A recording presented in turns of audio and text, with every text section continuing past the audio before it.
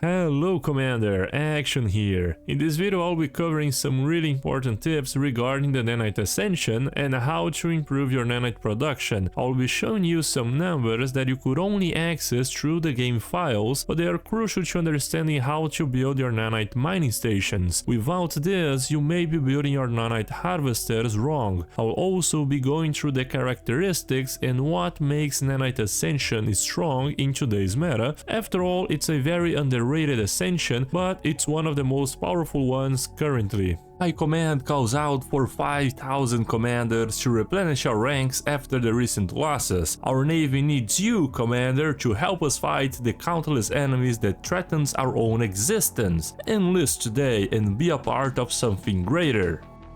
So in this video we'll be covering everything regarding the Nanite Ascension, so you can pretty much get an idea of how powerful this build is. If you start playing Stellaris after the Machine Age came out, you wouldn't know that the Nanites used to be a pretty rare thing in Stellaris. Only the L cluster with the Great Tempest had access to these technologies, but now every machine empire, either individualistic or just of consciousness, can actually grab the nanotech traditions, and the nanitization is one of the most underrated ascensions at the moment, especially with the biogenesis release. However, my friends, I'm gonna be showing you how to get it done right and how to massively scale up your production, because I'm gonna tell you, the Nanite Ascension is far from weak. In one of our most recent videos I have already covered everything you need to do in order to nano ascend as quickly as possible. If you wanna check that out, I will be leaving the link here in the description. But after you ascend, you should start looking out for improving your nanite production. Ours is a little slow at the moment, currently producing 214. However, you should keep in mind, Commander, that your nanite production will increase every 5 years. I will leave in here a text so you can have a better idea of how that works, but most of these strategies I also leave them open on our Discord server, so you guys can consult at any time. Basically here on Alderaan, now that's a very fitting system name, right? Alderaan. We are producing almost 1 nanite from this barren world, and we have more productions for other planets. But actually, how do you actually get mining from regular stations? Because back then what happened is you would have really rare sources of nanites.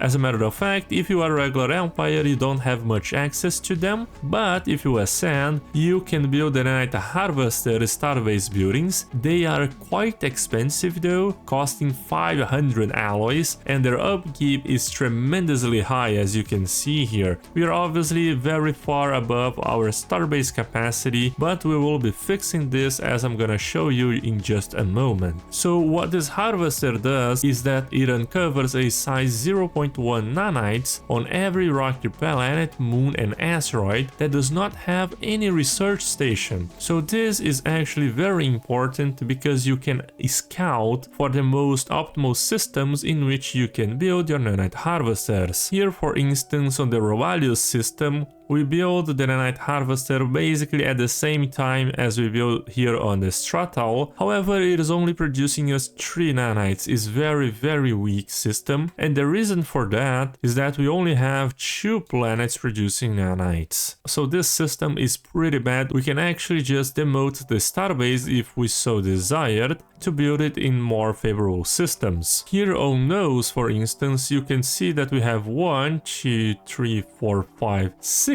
planets which can have the nanite deposits, and some of them are pretty big, like this mountain world. You can actually see their size by just comparing with a nearby planet. Here we have a size 17 continental world, and it is obviously much smaller than this molten one. So pretty good system right here. What we can do is then demote the Rovalius Starbase and start improving the Starbase on Nose. But you might be wondering, Action, if the nanites were so rare, there, you shouldn't have many possibilities to utilize them, right? Wrong. We actually do have plenty of way of utilizing the nanites, and they are the most impactful one in the game. So starting with the not so important ones, we have the edicts. Now the edicts, they do have a pretty good effect. Here we increase our monthly energy credits by plus 50%. You heard that right, it is completely bonkers, especially because it is a multiplicative effect with all of your energy production. Then you have the same thing for their monthly alloys production. With this edict, of course it is half the amount of the energy one, but it is still pretty good. You do have the nanite accurators as well, giving you a little bit more research speed, of course increasing the calculator's upkeep a little bit. However, the main part about nanites is not this, but instead the ships that you can design. So these are actually the same ships you can have on the owl clusters, the nanite interdictors and the nanite swarmers. Of course, our ships are much weaker than the owl gates for obvious reasons, as we can build as many of these as we want. As a matter of fact, this is the only ship in the game that you can fill up an infinite amount of ships and have no negative effects. Of course, if your PC can handle it. Those ships have zero upkeep, it is the only ship with zero upkeep, and it doesn't even matter if you surpass the naval capacity, since they will never cost anything.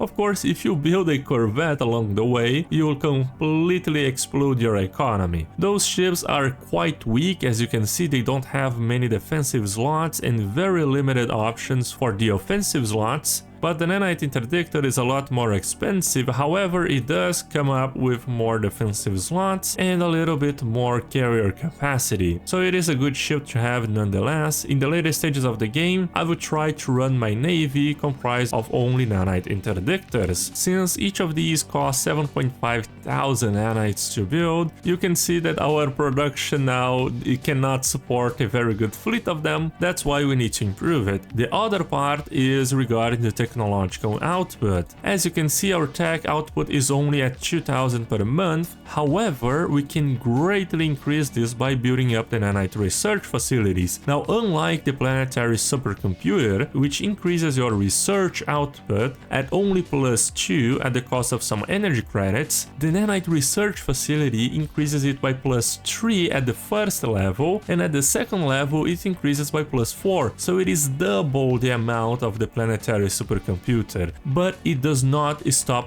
there. You can actually build as many of these buildings as you want. Yeah, you can pretty much fill up all of your planets with the nanite research facilities to have insane amount of technology. That's what we are trying to achieve here with this build, and also combining with the rook servitors, so we can multiply the output utilizing our bio trophies and the base resource output from the building. Of course, it comes with a massive downside, that is the nanite upkeep per 100 researchers. So if you stack a bunch of these buildings, you'll have a massive research output, but also a massive nanite upkeep. So we do need to have the nanite production to improve both of our military and technology, and Stellaris, my friends, in the end is all about your naval capacity, which obviously can greatly be improved with your repeatables technology. That's why tech is so important. So enough with the nanite explanations, now we'll start to improve our economy. I will also be recording every min-max step that we are making and releasing separately for members, since it is so much micromanaging that goes through every action here that if I were to release for the public, it would be like a 2-hour long video that would definitely hurt the algorithm. So instead, I will be releasing them in our every action series. The name itself fits perfectly. If you are a channel member, you can check them out as of today. So our first major decision is gonna be to replace the Genesis architects after we uplift these species, which should be in about 2 months. There it is, we uplifted the species. Now we can just remove the Genesis architects, since we do not have any nearby planets we can colonize and have the primitives there, and we go ahead and grab the astral mining drones. What they do is that they increase the mining station output by +50%, and they increase the starbase capacity by +50% as well. This should already put us above the 15 starbases that we have, and thus fixing up our energy deficit.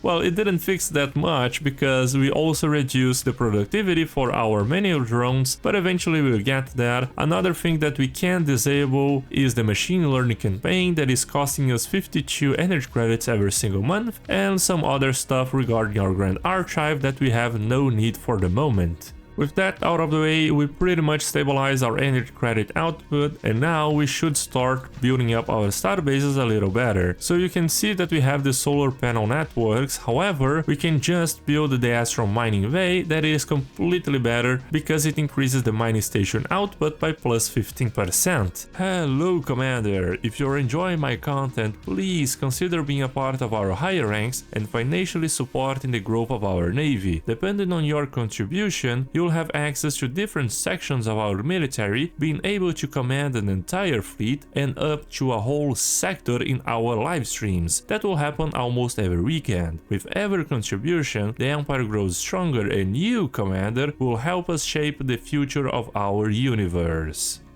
Now this Trinary System looks to be perfect. Look at how many planets we have here, it is fantastic. All of these planets will have nanite deposit with the exception of this one since it has a research station. A good tip to follow is every system that is good to build an arc furnace will also be good to build a nanite harvester, especially because both of them synergizes very well since the arc furnace increases the mining station output by plus 100%, which includes the nanite output. Unfortunately, one of our scientists got captured by a Cthulhuid here on the Epigenic System, so we'll have to build up some nanite interdictors to recover the scientist. That completely cost all of our nanite production, but eventually we'll get over it very easily. Now our 3 nanite interdictors have been concluded. They all combined have only 2.2k fleet power at the moment, however later on they'll be much stronger than that. And here we have our 3 nanite interdictors in action.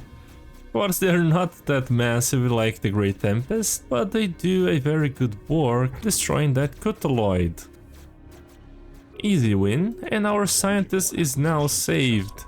Another good thing about the Nanite Ascension is that you'll have access to these very good nanite components. Now the autocannon is very good for close range combat, ideally not very powerful later on into the game. However, if you are running some sort of ambush tactics, it might be worth it. One thing that I heavily recommend you try someday is actually to utilize the tactical algorithms using also the nanite autocannons, because with tactical algorithms basically all weapons in the game can work as disruptors bypassing both shields and armor, utilizing the tactical insights. So with the nanite autocannons, if you get close range with someone, you're gonna completely annihilate them. We also have perhaps the best point defense weapon in the game. Unfortunately, point defense weapons are not that strong, not that relevant in today's meta. However, it is a good option, but the nanite repair system, this one is quite good, increasing our daily hull regen and also armor regen. The nanite transmuter used to be very powerful in the previous patch, but nowadays, since we have a very high amount of strategic resource output, yeah, it doesn't make much sense to build those. So far we have been doing a lot of micromanagement and our nanite production already reached 1.2 thousand, my friends. Now, how did we do this? Basically, we turned all of our starbases into astral mining bays. We then did everything we could to expand our starbase capacity, and that includes researching the Manifest Destiny technology. This also, in combination with our systems expansion, enable us to have 22 starbases, every single one of these producing us some nanites. On top of that, we have greatly improved our research, going from 2000 to 14k. Basically what we are doing here is building up the nanite research complexes in every single one of our planets, and thus we have massive amounts of productivity. However, this does come at a cost, very high cost of nanites, and most important, the planetary deficits. Now this really sucks in Stellaris 4.0, especially for machine empires, but we are getting around pretty fine just selling up some alloys and other resources. One thing we are doing to mitigate these effects is grabbing the logistic tradition and also building up some trade specific planets, such as this one on Citin Prime. Of course, they are not that efficient as bio empires, but they still do their job. Now this repeatable technology is also very important for you. You can at maximum get 5 of these, so plus 5 starbases. If you account for the astral mining drones, then it is plus 7.5, so very good technology. Another thing that you could grab would be the Grasp the Void, giving you plus 5 starbases as well, which is fantastic, and the Unyielding Tradition. However, for this build we went with these options because we want to tech rush and have the lowest amount of empire size. Yeah,